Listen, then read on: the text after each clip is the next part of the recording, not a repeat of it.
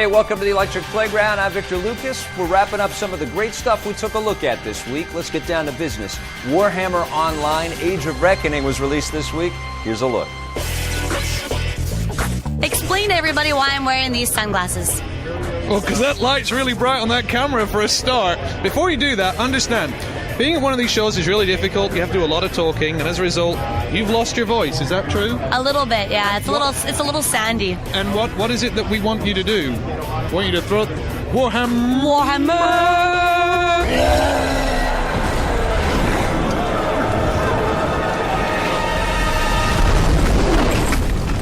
That's $5 of awesome.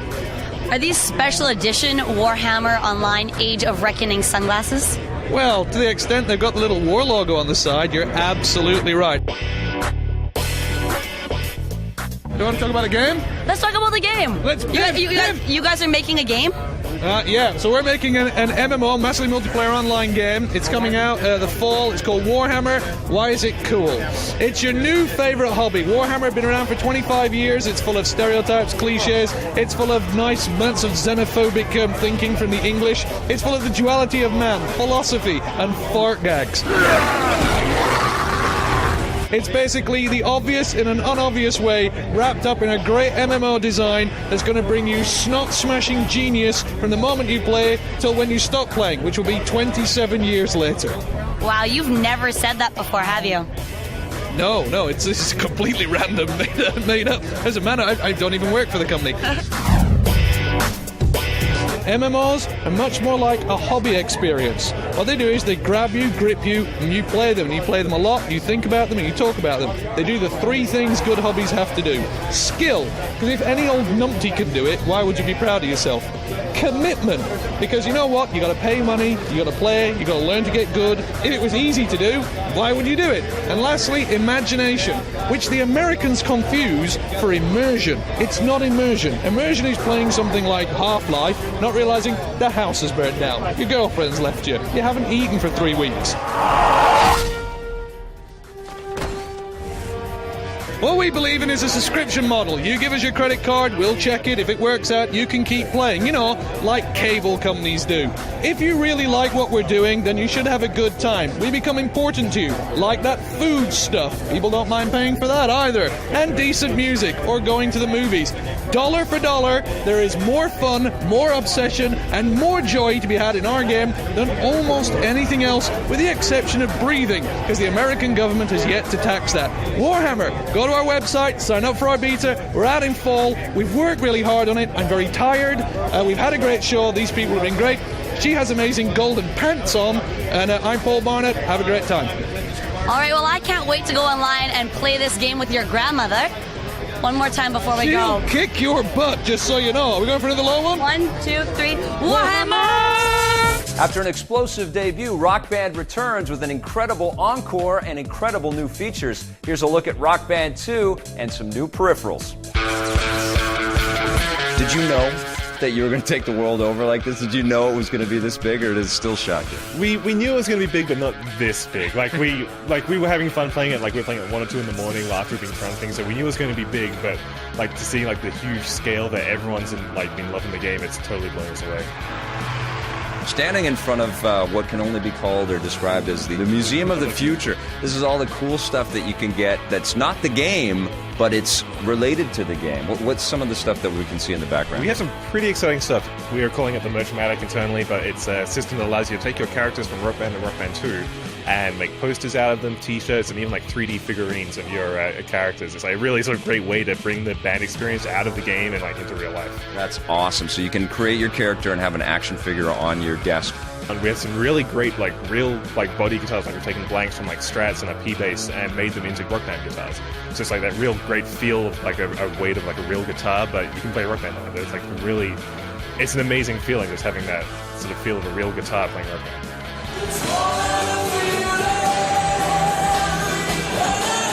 Drum Rocker was really designed to take the experience of playing drums in Rock Band to the next level. You know, we're offering a completely professional drum set in terms of pads and cymbals to allow people to really get the experience of crossing over and playing a hi-hat or reaching up and whacking a crash cymbal. It really does lend a level of authenticity to the game.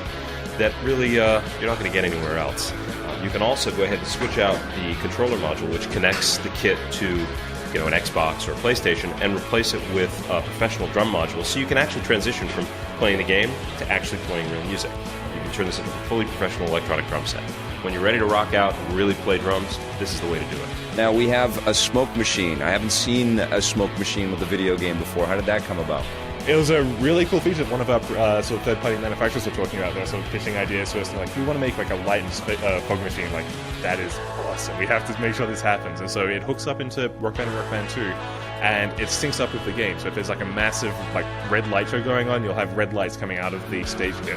And it's also tied with fog. So like if it's an epic solo, you'll still have the fog machine pumping out like smoke across the stage, and it kind of adds to that sort of real authentic band experience, like having a light show and a smoke show going on at the same time. You guys want people to play the game, get hooked on playing this virtual music, and then make real music together? Is that what you guys would love to see? We'd love to see it. Like, our goal is to make people feel the experience of playing music without having like the 10-year curve of like getting in a band and watching out all that kind of stuff. Yeah. And if they love it so much that they pick up a real drum kit or pick up a real guitar, that's just not a bonus. It's been really rewarding seeing everyone just really love what we've done with Rock Band 2. So I'm more than happy to sit back and let everyone else play for a while. That's awesome. See how humble these guys are? They make games that change the world, and they just want to watch you play and have fun. Don't worry, if you have the original peripherals, they'll still work with Rock Band 2. You should probably wait till the end of the show to rock out, though. We've got a lot of great stuff coming up on EP right after this. Welcome back to the Electric Playground. We're wrapping up some of the best stuff we saw all week. And speaking of which, Chris Taylor and his company Gas Powered Games, they're always cooking up something cool. Here's a look at the latest game they're working on. It's called DemiGod. Some people say that PC games aren't what they should be, and yet there's a game coming out that sets out to change that. What's DemiGod all about, Chris?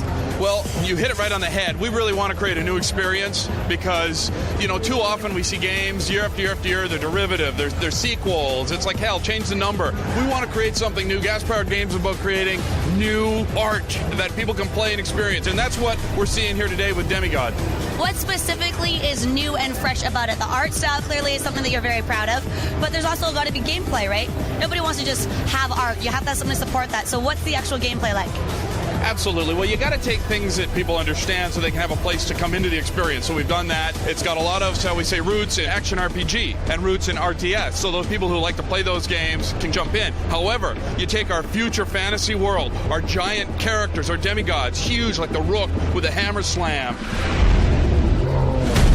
You put this in this incredible world. You take our Supreme Commander technology. We've got strategic zoom. It comes together to create an experience people have not yet had. Okay, so you want to be able to capture both RTS players and action RPG players. The problem I find is that people tend to be married to one or the two. They tend to, really, really love the elements of that game. How are you going to attract, both genres of players?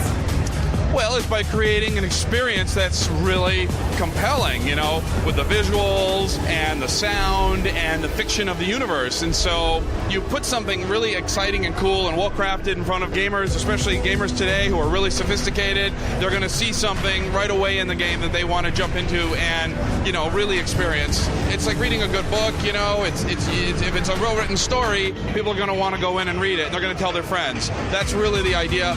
And, we talk a lot about how we want to create something new, and it's time to put our money where our mouth is and really do that with an experience that feels fresh and new for people. I want to know more about this iteration that you're talking about, the story that's going to be compelling enough to pull in players that, maybe haven't been playing PC games or have been playing one type of PC game and not necessarily, both RPGs as well as RTSs. So tell me a little bit about this iteration. What's so compelling about it? Well, at this point, what we're talking about is the fact that you've got a demigod that's a half god, half human, and you are fighting in this incredible arena to ascend to the pantheon. So we've got a big backstory that we're going to start to talk about as we roll out the game as to why this came about in the universe and why is there an opening in the pantheon. But that's the objective the player fills, is to fight in these epic arenas to ascend, and that's the premise of the game. That's why you are a demigod.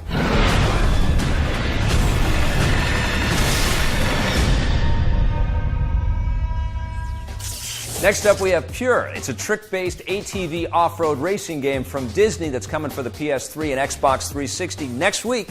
Here's a look at what you can expect.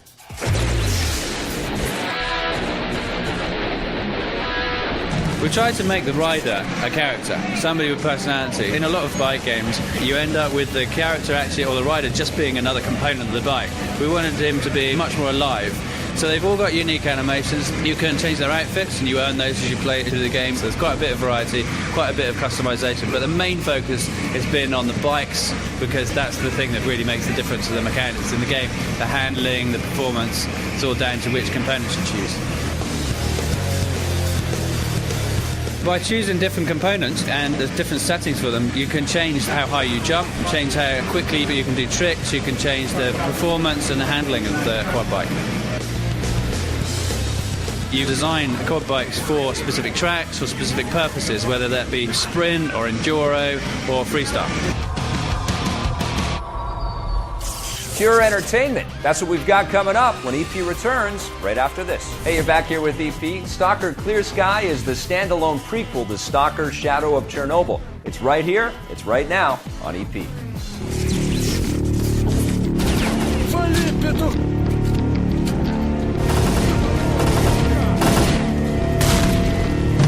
So tell us about how you guys decided to go with the prequel instead of a sequel.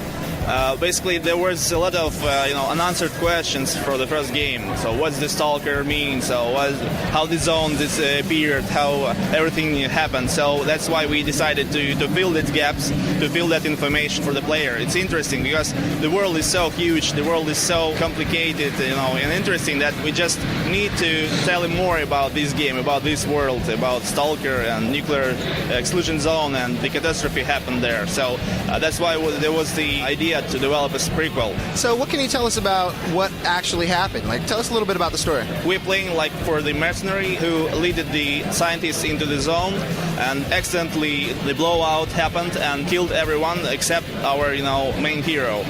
It's interesting because nobody can survive the blowouts. Somehow that seems that he has some connection with the zone. And the Clear Sky faction found our main hero, and we starting the game on their base. So that's the beginning of the game.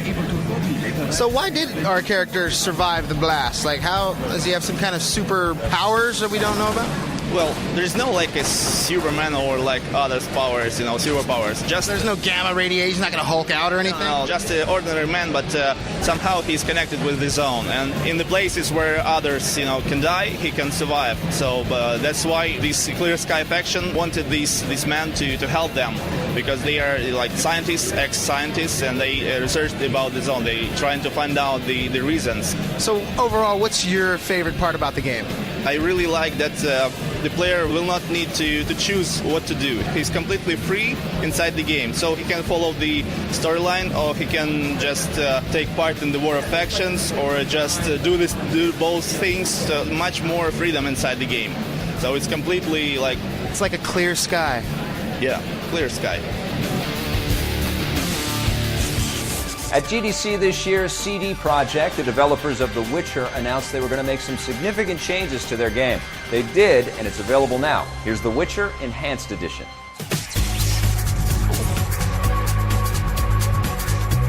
Guys over at CD Projekt re-recorded about 9,000 lines of dialogue. They've added an extended features DVD with a soundtrack included with all the original music. They kind of went back and did everything they originally wanted to do. They re-rendered the models, they re-recorded the lip sync so that the animations look a lot better, a lot sharper, a lot cleaner. And then they added about 8 to 10 hours of gameplay for the fans. So for those of you who kind of finished it already and want to go back and play something new, there's 2 new quest lines that you can go back and do. And in addition to that, the guys at CD Projekt kind of didn't leave their fans out in the rain. They decided to make all this content downloadable for you. So if you have the original Witcher, you just have to enter your product key into the website, and you can get all this stuff patched to your game and download it for free. Wow, hooked right up. Mm-hmm. Tell me a little bit more about these 2 new quests. Let's just say that Geralt has kind of made his choices about good and evil. I mean, you as the character, you as the player have done that. Mm-hmm. And now these 2 distinct quest lines are kind of rooted in, if you decide to be good, there's going to be some sort of semi-catastrophic like effect to it, and you're going to see it within eight hours of the game. And if you decide vice versa, you're going to see that alternate ending. So it's kind of like the price of neutrality. You have to make a distinct choice. But what's interesting about The Witcher is that you can make a choice distinctly in the beginning of the game or towards the middle, and then be given another chance to kind of change your mind. And most RPGs kind of stick you into the choice that that road that you've decided to go down. So you're not going to get shoved in that pigeonhole forever and ever. You can actually redeem yourself somewhat. Yeah. Well, The Witcher's great because you make that decision and then you won't find out to 8 hours later if that person you saved or that thing you did was beneficial or adverse to the world that you're trying to live in. Good news to those of you that already own The Witcher. All those new features in the Enhanced Edition are available as a free download. We've got more good news and more good games right after this. Welcome back to the Electric Playground. Star Wars The Force Unleashed is a cool collaboration between LucasArts and Lucasfilm that promised and delivered some new advancements in gaming. Here's a look at this incredible game. There's a little game that's coming out. You might have heard of it. What's it called? Help me out here. Something to do with stars, wars. Hayden, what's the new game? Star Wars The Force Unleashed. Star Wars The Force Unleashed is the next chapter of the Star Wars saga. Puts you in the role of a brand new character, Darth Vader's secret apprentice.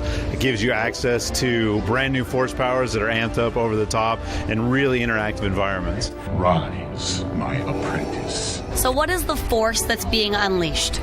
Well, we really wanted to reimagine the Force from the films and really give gamers a brand new experience. So instead of a Force push that just knocks somebody down, it hits them with the force of a cannonball. We created a brand new power like Force Repulse that allows you to repel enemies that are around you. Things like lightning will now chain from enemy to enemy. So we really just tried to take the Force as you know it and blow it out of proportion and do brand new things with it.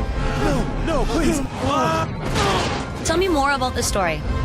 So we start you off as actually Darth Vader in the game. We put you in a prologue level to show how Darth Vader finds this character that ultimately becomes his secret apprentice. The game takes place in between episodes 3 and 4, so it's a very dark time in the galaxy, and Vader's hunting down the last of the Jedi. And once he finds this apprentice, he trains him to kind of carry on that mission. So early in the game, you'll be actually hunting down Jedi for Vader. You'll be joined by a supporting cast, but ultimately the game is about redemption. That's the major theme of the story. So while you start as Darth Vader's secret apprentice and start out hunting down the last of the Jedi, that's not necessarily where you end up. I want to know a little bit more about the environments and the design there. Well, one thing that we did with the environments, similar to what we did with characters, is we really wanted to showcase some new environments, but also a lot of existing environments that people were familiar with. So you'll go to places like Kashyyyk, the Wookiee homeworld, which is in Episode 3, and you'll be able to see, the Wookiees in action and walk among kind of these pastoral forests. But then one other thing we want to do is show the evolution of these planets as the Empire kind of cracks down. What about characters? Are these all familiar faces? Are you bringing anybody new? Well, it's a really good mixture, I think, of new and existing characters. So Darth Vader obviously figures very prominently. The Emperor's a big figure in the game. Princess Leia has a pivotal role, and her father, Bail Organa, is also in the game. So we have a lot of familiar faces in order to, again, bridge that gap between Episode 3 and 4. But one thing we really wanted to do was also introduce new characters. Am I going to see you again? Probably not, no. The Secret Apprentice, obviously a brand new character. And then we also have Juno, your love interest, and Proxy, the droid sidekick, and then a number of Jedi that you face as well, who are new characters and have fully developed backgrounds, and actually, I think, take the story in some really surprising ways. Poor boy. The Sith always betray one another. So are you secretly evil? I mean, why are we on the dark side? Why are we playing Darth Vader and then Starkiller? Why can't we be the good stuff? Well, one thing we wanted to do was make sure that we were playing a Force wielder in the game. We know that's one of the, kind of the core fantasies for Star Wars, so that's kind of where we started. Let's have it be a Force wielder. Then we knew we wanted to set the game in the time period between Episode 3 and 4, and then we also wanted Darth Vader to have a prominent role. So all those things kind of came together, and one day we just kind of had this brain flash that, hey, wouldn't it be cool to actually serve Darth Vader and go on missions for Vader, and then obviously tell a story that allows for some kind of redemption. You were weak when I found you. Now your hatred has become your strength. The Force Unleashed is available now for almost any console you can imagine, including the iPhone or any Java-enabled mobile device.